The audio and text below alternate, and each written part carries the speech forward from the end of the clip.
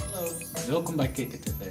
Zoals iedereen weet is het carnaval en wij gaan laten zien hoe je dit gezicht verandert in... Wij gaan laten zien hoe je een hondengezicht op een mensengezicht tekent. Hiervoor heb je nodig foundation, zwarte eyeliner, roze, schmink, wit potlood. Dit kan je allemaal bij de HEMA kopen. Anne gaat nu laten zien hoe het moet.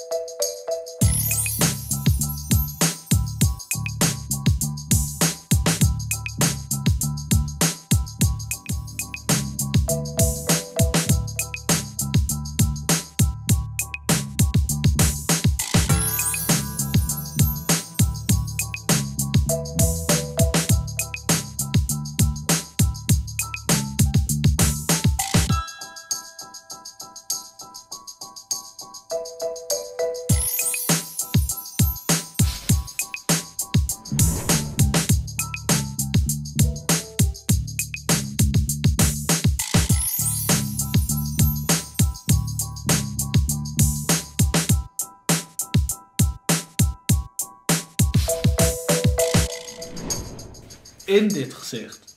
Of we daar nou zo blij mee moeten zijn, weet ik eigenlijk ook niet. Misschien is het toch niet zo'n goed idee om deze tutorial te volgen. Maar we hebben het in ieder geval geprobeerd. Tot de volgende keer.